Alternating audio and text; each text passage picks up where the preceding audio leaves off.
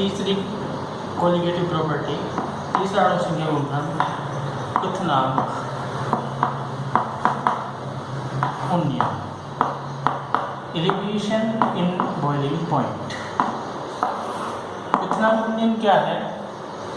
जब किसी विलायक में हम कोई अवाष्पशील विलेय पदार्थ मिला देते हैं तो उसके क्वथनांक में वृद्धि हो जाती है, क्वथनांक में बढ़ोतरी हो जाती है।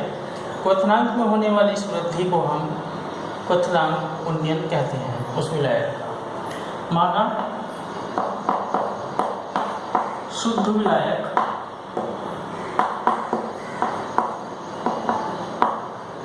का क्वथनांक बराबर T0 और विलेय पदार्थ मिलाने के बाद विलेय पदार्थ मिलाने के बाद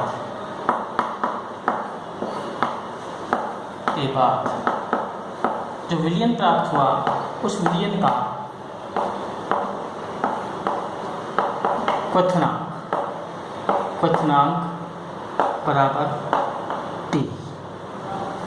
तो क्या हुआ, ये T का मान ज़्यादा होगा T0 से, यानी विलेय पदार्थ मिलाने के बाद विलायक का क्वथनांक बढ़ जाता है। तो जो वृद्धि होगी, यानी इसमें से जैसे घटाते हैं वृद्धि होगी, उस वृद्धि को हम बोलेंगे उस विलायक का क्वथनांक उन्नयन। इसीलिए विलायक का क्वथनांक उन्नयन बराबर क्या हो जाएगा? T minus T0। एक क्वथनांक उन्नयन है, इसको हम डेल्टा T से प्रदर्शित करते हैं, यानी दोनों तापों का अंतर डेल्टा T बराबर T माइनस T0, जहाँ पर T0 है शुद्ध विलायक का क्वथनांक और विलेय पदार्थ मिलाने के पश्चात विलयन का क्वथनांक है T। अब इससे क्वथनांक उन्नयन से एक टर्म को निकालते हैं, इसमें मोलर उन्नयन स्थिरांक।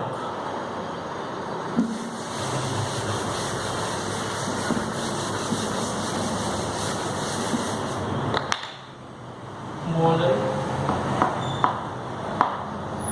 उन्नयन स्थिरांक, इसको हम KTB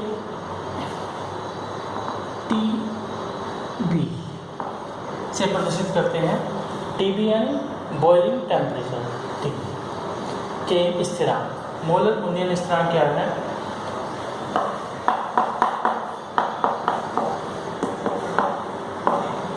जो ये क्वथनांक में उन्नयन होता है, ये देखा गया प्रयोगों के द्वारा, क्वथनांक में होने वाला उन्नयन विलयन की मोलरता के समानुपाती होता है।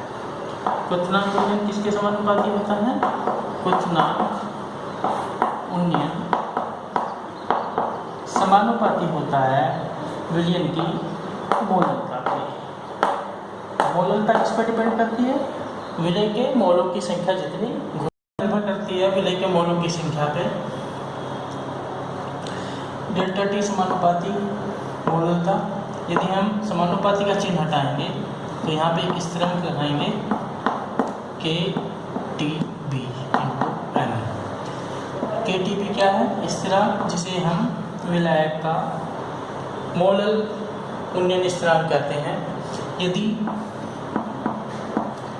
M बराबर 1 हो, यानी विलयन की मोलरता 1 हो, अर्थात 1000 ग्राम विलायक में विलेय का 1 मोल घुला हो, तो क्या होगा? डेल्टा T बराबर KTB। इसको उल्टा करके भी लिख सकते हैं, KTB बराबर डेल्टा T। अर्थात किसी विलायक का मोलर उन्नयन स्थिरांक क्वथनांक में होने वाला वह उन्नयन है जब 1000 ग्राम विलायक में हम 1 मोल विलेय घोल दें, या इसको ऐसे कह सकते हैं हम दोबारा से, 1000 ग्राम विलायक में 1 मोल विलेय घोलने पर विलायक के क्वथनांक में होने वाली वृद्धि को उस विलायक का मोलर उन्नयन स्थिरांक कहते हैं। इसको ऐसे ही नोट कर लेंगे अपनी कॉपी में। इसके बाद हम पढ़ेंगे हिमांक अवनमन।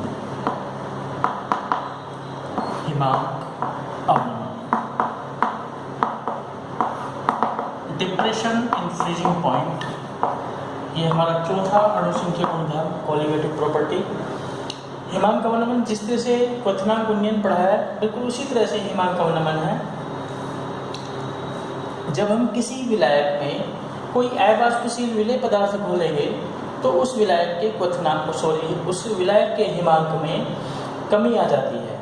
इस कमी को हम उस विलायक का हिमांक अवनमन कहते हैं। माना विलायक का हिमांक बराबर Tg और विलायक में इस विलायक में विलेय मिला दे तो विलेय मिलाने के बाद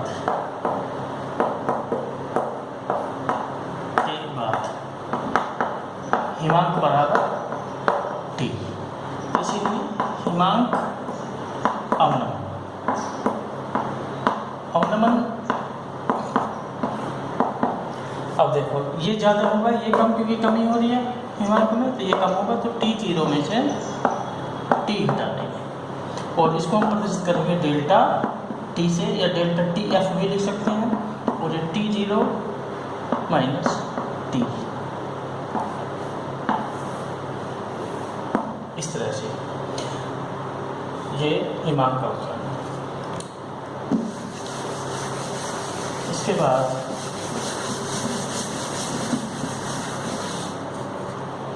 मोलल अवनमन स्थिरांक। मोलल अवनमन स्थिरांक जैसे हमने पढ़ा मोलल उन्नयन स्थिरांक, बिल्कुल उसी तरह से मोलल अवनमन स्थिरांक है। किसी विलायक का क्वथनांक में किसी विलायक का हिमांक में होने वाला अवनमन उसकी मोललता के समानुपाती होता है, अर्थात डेल्टा टी क्या है? अवनमन, हिमांक अवनमन डेल्टा टी समानुपाती किसके? विलयन की मोललता के एम के। जैसे हमने उसमें लिखा था डेल्टा टी समानुपाती एम, इसी तरह से यहाँ पे डेल्टा टी समानुपाती एम। इसमें अंतर करने के लिए यहाँ पे हम टी एफ लिख सकते हैं और वहाँ पे टी बी लिख सकते हैं, क्योंकि वहाँ पे हम क्वथनांक की बात कर रहे थे तो बॉइलिंग पॉइंट का बी ले लेंगे, और यहाँ पे हिमांक अवनमन की बात कर रहे हैं तो फ्रीजिंग पॉइंट से एफ ले लेंगे। तो डेल्टा टी एफ इसको हम लिख सकते हैं यहाँ पे। जब हम समानुपाती का चिन्ह हटाएंगे तो क्या हो जाएगा? डेल्टा टी एफ बराबर के टी एफ इंटू एम।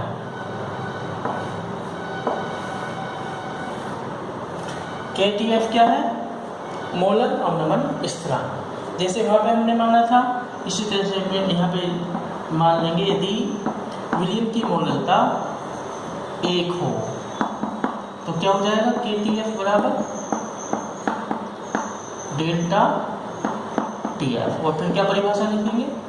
अर्थात किसी विलायक के 1000 ग्राम में 1 मोल विलेय घोलने पर उसके हिमांक में जो कमी आती है उसको हम उस विलायक का हिमांक अवनमन स्थिरांक कहते हैं।